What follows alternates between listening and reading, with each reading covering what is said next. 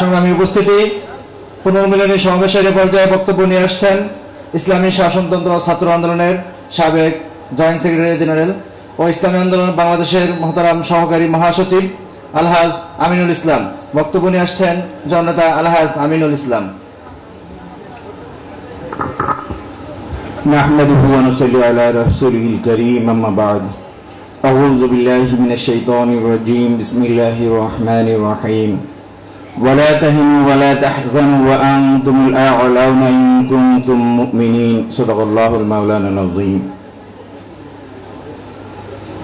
ইসলামী শাসনতন্ত্র ছাত্র আন্দোলনের 25 বছর পূর্তি উপলক্ষে সাবেক এবং বর্তমানদের যে পুনর্মিলনী অনুষ্ঠানের সংগ্রামী সভাপতি, উপস্থিত বিশিষ্ট মেহমান, সাবেক দায়িত্বশীল এবং বর্তমান ছাত্র ভাইয়েরা, আসলে এই পর্যন্ত আমরা বিভিন্ন আলোচনা শুনেছি, জেহাদি আলোচনা শুনেছি, অথচ আমাদের ছাত্র আন্দোলনের একটা মৌলিক শব্দ আছে, রুহানিয়াত ও জেহাদের সমন্বিত প্রয়াস ইসলামী শাসনতন্ত্র ছাত্র আন্দোলন। এই রুহানিয়াতের পটভূমি আমি একটু আজকে আলোচনা করতে যাব আমার নিজস্ব অভিজ্ঞতার আলোকে।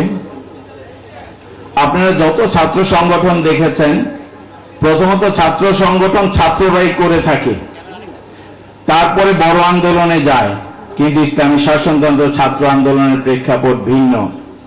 আমরা আগে শাসনতন্ত্র আন্দোলন করেছি। যখন শাসনতন্ত্র আন্দোলন একটি ছাত্র সংগঠনের প্রয়োজনীয়তা অনুভব করেছে, তখন আমরা শাইখ রহমতুল্লাহ আলাইকে বলেছি, হুজুর এর একটি ছাত্র সংগঠনের প্রয়োজন। হুজুর আমাদেরকে বলেছেন, দেখো আওয়ামী লীগকে ধ্বংস করেছে ছাত্রলীগ, বিএনপিকে ধ্বংস করেছে ছাত্রদল, জামাতকে ধ্বংস করেছে ছাত্র শিবির, তোমরাও কি এমন একটি উচ্ছৃঙ্খল দল চাও যার মাধ্যমে ইসলামী আন্দোলন, ইসলামী শাসনতন্ত্র আন্দোলন ব্যাঘাতগ্রস্ত হবে, ক্ষতিগ্রস্ত হবে? তা আমরা হুজুরের কাছে ওয়াদা করেছি, না হুজুর, আমরা এমন চাই না, বরং এমন ছাত্র আন্দোলন চাই যে ছাত্র আন্দোলন ইসলামী আন্দোলনের মুখকে সমুজ্জ্বল করবে, উন্নত করবে। কি আজকে 25 বছর পরে আমার কাছে খুবই ভালো লাগে যে সেই ওয়াদাটা আল্লাহ পাক পূরণ করে দিয়েছেন। আজকে ইসলামী আন্দোলন বাংলাদেশের মহতারাম আমির ছাত্র আন্দোলনের, মহতারাম নায়েবে আমির ছাত্র আন্দোলনের, যুগ্ম মহাসচিব ছাত্র আন্দোলনের, এমনি কেন্দ্রীয় বহু দায়িত্বশীল ছাত্র আন্দোলনের। কি কথা ঠিক না? আমার মনে হয় যে আল্লাহর কুতুবের ইলহামই এই ছাত্র সংগঠন। তার কারণ আমি বলবো, এই ছাত্র সংগঠন করার জন্য তখন ইসলামী শাসনতন্ত্র আন্দোলনের বহু ছাত্র সংগঠন ছিল, সবাই করার জন্য এগিয়ে আসছে যে আমরা অমুক ছাত্র সংগঠন, আমাদের নামে আপনাদের ছাত্র সংগঠন করলে ভালো হয়, আলাদা নামের দরকার নাই। কিন্তু আল্লাহ পাক শেষ পর্যন্ত নতুন একটি নামে আমাদের দ্বারা এই ছাত্র সংগঠন করিয়েছেন। এমনকি আমার মনে পড়ে প্রথম অবস্থাতে 1-2 বছর পর্যন্ত, আজকে আপনারা ছাত্র সংগঠনের যে কোনো কালেকশন করেন, যে কোনো প্রচার করেন ছাত্র আন্দোলনের সভাপতিকে দিয়ে, অথচ আমরা প্রথমে 1-2-3 বছর পর্যন্ত যে কোনো কালেকশন, যে কোনো কোপন করেছি এই আন্দোলন, ছাত্র আন্দোলনের মূল প্রতিষ্ঠাতা শাইখ রহমতুল্লাহ আলাইহির নাম দিয়ে। এমনকি আরো একটা গুরুত্বপূর্ণ বিষয় হলো, এই ছাত্র আন্দোলন আজকে দেখলে প্রাণটা জুড়িয়ে যায়।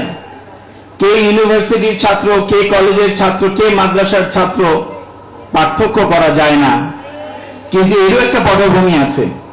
আমরা ছাত্র আন্দোলন প্রথম দিকে প্রতিষ্ঠাতা লগ্নের প্রথম কমিটির মিটিং এ আমরা আলোচনা করেছিলাম ছাত্র আন্দোলনের লেবাস কি হবে, তার সুরত কি হবে, তার 3.5 হাত বডির অবস্থা কি হবে। আমাদের মধ্যে আলোচনা হয়ে 3 দিন পর্যন্ত বিস্তারিত আলোচনা হয়ে সিদ্ধান্ত হয়েছে সাহাবায়ে কেরামের নমুনায় হবে। আজকে আসলেই লক্ষ্য করলে দেখা যায় যে ছাত্র আন্দোলনের ছাত্রদের চেহারা সাহাবায়ে কেরামের নমুনায়। তৃতীয় একটা বিষয়, এই আন্দোলন যে আল্লাহ পাক কবুল করেছেন তারও একটি নমুনা আমি বলতে চাই।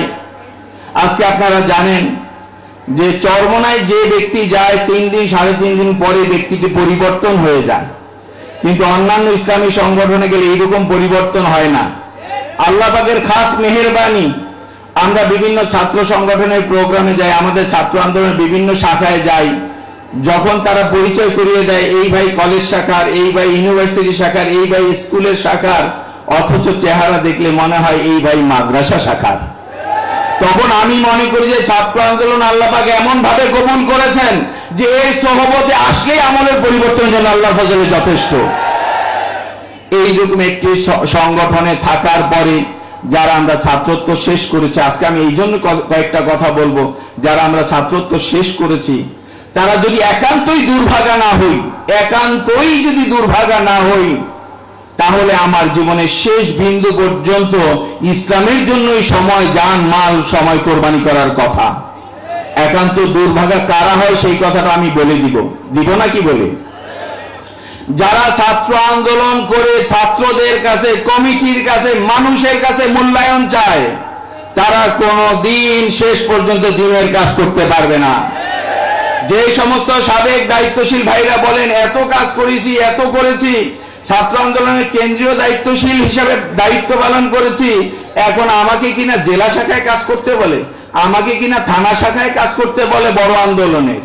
যার মধ্যে এই চিন্তা চেতনা আসবে, আপনার দ্বারা ইসলামের কাজ হবে না।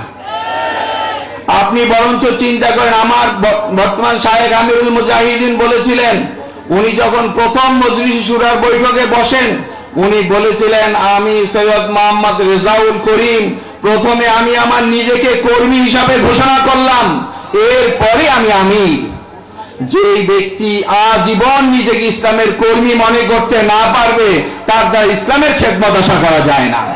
এই জন্য আমি সাবেক দায়িত্বশীল ভাইদেরকে অনুরোধ করব, আমরা যারা এখনো কোন ইসলামী আন্দোলন বাংলাদেশের কোন শাখার সাথে বা সহযোগী শাখার সাথে জড়িত নেই, আমাদের এই দুর্ভাগ্যটাকে সৌভাগ্যে আমরা এখনই ফিরিয়ে নিয়ে আসি। আমরা অতি শীঘ্রই যে ইসলামী আন্দোলনের যে কোনো শাখার সাথে জড়িত হয়ে শেষ পর্যন্ত আমরা কাজ করি। আর দ্বিতীয় একটা বিষয় মনে রেখেছি, কাউকে যদি ভালোবাসি একমাত্র আল্লাহর জন্যই ভালোবাসবো, কাউকে যদি খারাপ জানি একমাত্র আল্লাহর জন্যই খারাপ জানবো।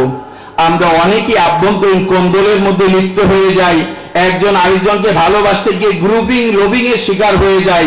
আসুন আমরা আজকে এই 25 বছর পূর্তি উপলক্ষে আরেকটা সিদ্ধান্ত নেই, মৌত পর্যন্ত যদি কাউকে ভালোবাসি আল্লাহর জন্যই ভালোবাসবো, কারোর সাথে যদি বন্ধুত্ব করি তাহলে আল্লাহর জন্যই বন্ধুত্ব করব, আর কারোর সাথে যদি শত্রুতা পোষণ করি তবে আল্লাহর জন্যই শত্রুতা পোষণ করব।